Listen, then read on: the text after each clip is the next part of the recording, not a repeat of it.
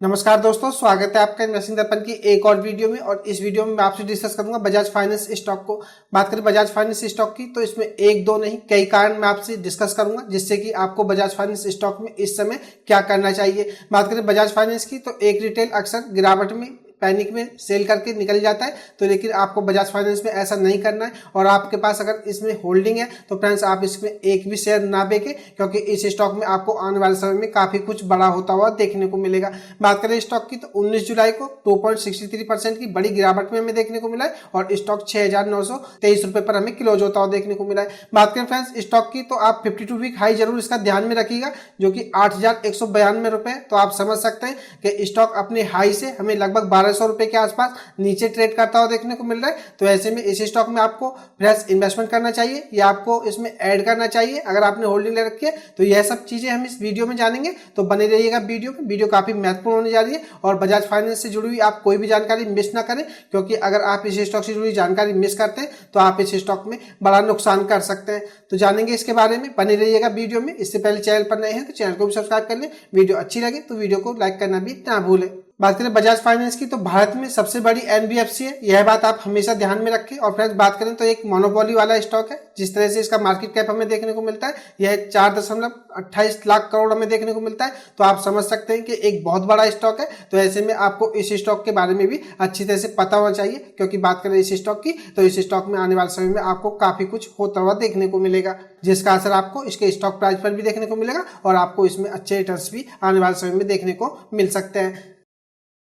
अब बात करें सबसे पहले टारगेट्स को लेकर के, तो फ्रेंड्स यह रिपोर्ट भी मैं आपको बताना चाहूंगा। अगर हम बात करें मॉर्गन स्टैनले की तो इन्होंने बजाज फाइनेंस को कवर किया था और इन्होंने इसको ओवरवेट की रेटिंग दी थी और इन्होंने इसके टारगेट प्राइस 9,000 रुपए दिए थे। तो बात करें स्टॉक की तो इस समय हमें 6930 रुपए के आसपास देखने को मिलता है। तो आप समझ सकते हैं अगर हम माने मॉर्गन स्टैनले की तो यह इसे ओवरवेट की रेटिंग दे रहे हैं और 9,000 रुपए तक के टारगेट प्राइस बता रहे हैं। और इन्होंने यह भी बताया कि जो इसका असेट्स अंडर मैनेजमेंट है इसमें हमें अच्छी ग्रोथ देखने को मिल सकती है और जो इनका कस्टमर एक्विजिशन है तो इसमें भी हमें अच्छी ग्रोथ देखने को मिलेगी। और फ्रेंड्स यह भी एक बड़ी खबर है कि आरबीआई की तरफ से जो इन पर रेस्ट्रिक्शन लगाई गई थी यह भी आरबीआई ने 2 मई को वापस ले लिए। तो फ्रेंड्स आप समझ सकते हैं कि बजाज फाइनेंस से जुड़ी हुई यह भी टारगेट को लेकर के हमें एक बड़ी अपडेट देखने को मिल रही है। तो ऐसे में आप समझ सकते हैं, बात करें स्टॉक की तो स्टॉक इस समय हमें अच्छे लेवल पर देखने को मिल रहा है। बात करें इसमें आगे तो यह गोल्डीलॉक्स प्रीमियम रिसर्च के गौतम शाह है। इन्होंने बजाज फाइनेंस के टारगेट प्राइस 8,000 से 10,000 रुपए दिए आने वाले 12 महीने में। तो फ्रेंड्स अगर हम माने मॉर्गन स्टैनली की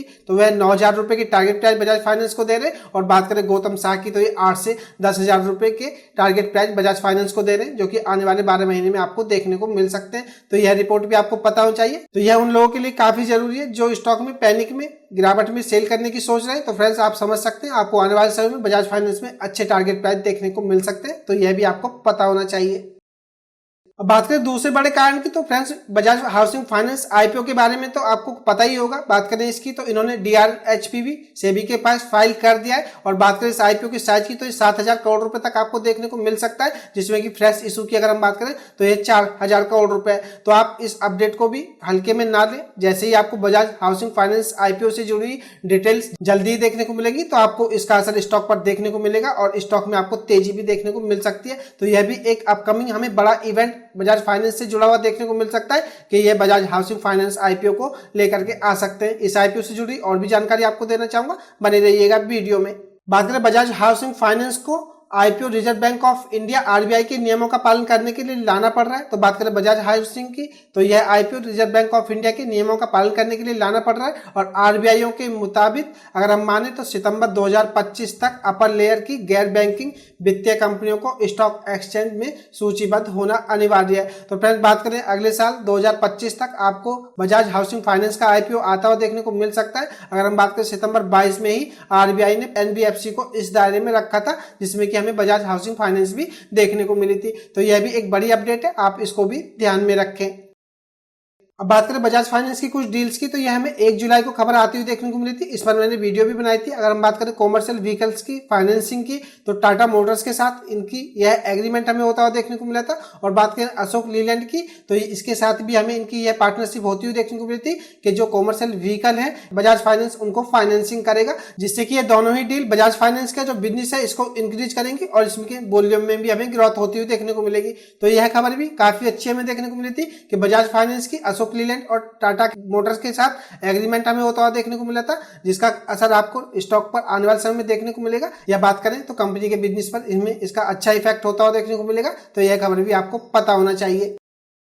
अब बात करें बजाज फाइनेंस की, तो इसका टेक्निकल भी मैं आपको थोड़ा सा बताना चाहूंगा। फ्रेंड्स, ये ट्रेंड लाइन मैंने एक खींच रखी है, आप समझ सकते हैं। इस समय यह स्टॉक हमें यहाँ पर लो बनाता हुआ देखने को मिला था और यहाँ पर लो बनाता हुआ देखने को मिला था। बात करें स्टॉक के करंट मार्केट प्राइस की, तो यह 6932 रुपए चार्ट के अकॉर्डिंग हमें देखने को मिलता है। तो फ्रेंड्स, ऐसे में अगर यह स्टॉक अगर हम यहाँ पे देखें तो यह 6500 रुपए तक आपको हो सकता है आता हुआ देखने को मिले, लेकिन इसके चांसेस बहुत ही कम हमें देखने को मिल रहे हैं। और बात करें फ्रेंड्स, तो स्टॉक से जुड़ी हुई एक और अपडेट मैं आपको देना चाहूंगा। बात करें इसके क्वार्टर वन के नंबर्स की, तो 23 जुलाई को आपको इसके क्वार्टर वन के नंबर्स भी देखने को मिलेंगे। और फ्रेंड्स, जैसा कि अगर हम बात करें इसकी बिजनेस अपडेट को लेकर के जो हमें खबर बाजार में देखने को मिली थी, उस हिसाब से अगर हम बात करें तो क्वार्टर वन के नंबर्स हमें बजाज फाइनेंस के स्ट्रॉन्ग देखने को मिल सकते हैं और आपको इसका असर भी स्टॉक पर देखने को मिलेगा। तो ऐसे में आप बजाज फाइनेंस स्टॉक को हल्के में ना लें। इस स्टॉक में आपको अपकमिंग बड़े इवेंट देखने को मिल सकते हैं और इसके टारगेट प्राइस में आपसे डिस्कस कर ही चुका हूं। टारगेट प्राइस आपको इसके 9000 से 10000 तक देखने को मिल सकते हैं। और फ्रेंड्स, बात करें इसमें तो हमें अशोक लीलैंड और टाटा मोटर्स के साथ भी इनकी बड़ी डील होती हुई देखने को मिली थी, जिसका असर आपको स्टॉक पर आने वाले समय में देखने को मिलेगा। और बात करें इसके बजाज हाउसिंग फाइनेंस का आईपीओ भी आपको देखने को मिलेगा। तो फ्रेंड्स, ऐसे में अगर हम बात करें बजाज फाइनेंस की, तो भारत में सबसे बड़ी एनबीएफसी कंपनी है और इस स्टॉक का ट्रैक रिकॉर्ड रहा है 40 से 50% के सालाना रिटर्न्स देने का। तो ऐसे में आप इस स्टॉक को हल्के में ना लें और अगर आपको इस स्टॉक में लॉस हो रहा है तो आप जल्दीबाजी में पैनिक में सेल करके ना निकले। और अगर आप हो सकता है तो आप इस स्टॉक को ऐड करें, यह स्टॉक आपको लॉन्ग टर्म में अच्छे रिटर्न्स देगा और इस स्टॉक में आपको जल्दी से ही 9 से 10,000 रुपए के टारगेट प्राइस देखने को मिलेंगे। फ्रेंड्स, बात करें ब्रोकरेज फर्म की, तो ब्रोकरेज फर्म इसमें 9 से 10,000 रुपए के टारगेट प्राइस दे रहे हैं। यह स्टॉक आपको 10 से 12,000 रुपए तक भी अगले साल जाता हुआ देखने को मिल सकता है। क्योंकि बात करें बजाज फाइनेंस की, तो आरबीआई की तरफ से जो रेस्ट्रिक्शन थे वह भी इनसे हटा लिए गए और हमें क्वार्टर 4 में इस रेस्ट्रिक्शन का असर भी देखने को मिला था, जो कि अब पूरी तरह से हट गई है। तो आने वाले 1-2 क्वार्टर में इसके बिजनेस ग्रोथ में हमें अच्छी वॉल्यूम देखने को मिलेंगे। तो ऐसे में आप बजाज फाइनेंस को स्टॉक को हल्के में ना लें और अगर हो सकता है तो इस स्टॉक में फ्रेश इन्वेस्टमेंट करें और ज्यादा से ज्यादा इस स्टॉक में ऐड करने की सोचे, ना कि सेल करने की सोचे। तो यही खास अपडेट मुझे बजाज फाइनेंस स्टॉक पर आपको देनी थी। मैंने कोशिश यही की है कि आपको अच्छी तरह से बताया जा सके कि बजाज फाइनेंस स्टॉक को आप हल्के में ना लें। इस स्टॉक में जिस दिन आपको अच्छी रैली देखने को मिली तो आप इस स्टॉक को खरीदने के बारे में भी सोचते रह जाएंगे। तो एक खास अपडेट की वीडियो आपको कैसी लगी मुझे कमेंट करके बताएं। वीडियो अच्छी लगी तो वीडियो को लाइक करें, शेयर करें। मैं मिलूंगा आपसे नई वीडियो में, तब तक के लिए नमस्कार।